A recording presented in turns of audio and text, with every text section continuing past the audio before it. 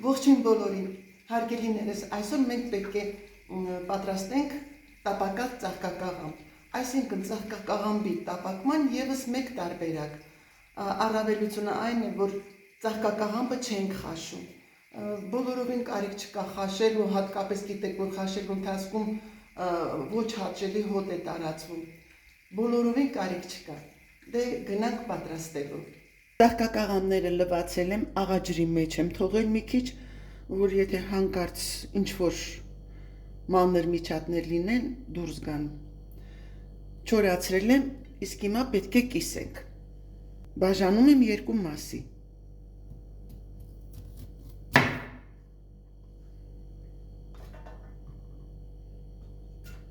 Այսպես մասնատելուց հետո համեմում եմ աղով,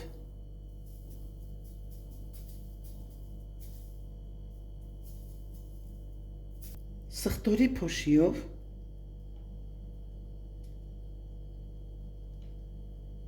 սև բիբարով,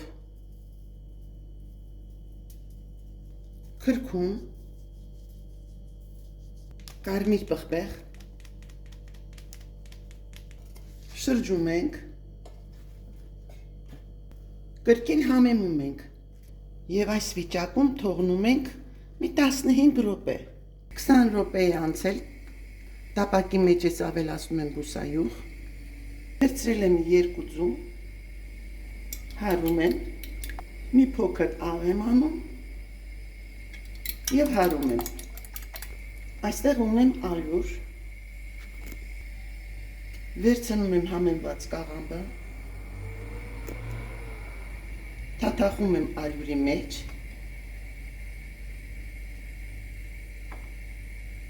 այնուհետև ձվի մեջ,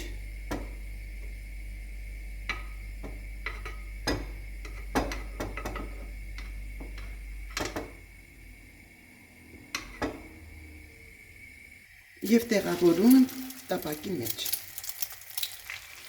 Տապակի մեջ տեղավորելուց հետո կափարիչով ծածկում ենք և մարմամբ կրակից մի քիչ ուժեղ կրակով տապակում ենք, ուժեղ կրակով չտապակեք։ Ահա, մի կողմը կարմրեց, շրջեցինք, որպեսզի հաջորդ կողմն էլ կարմրի։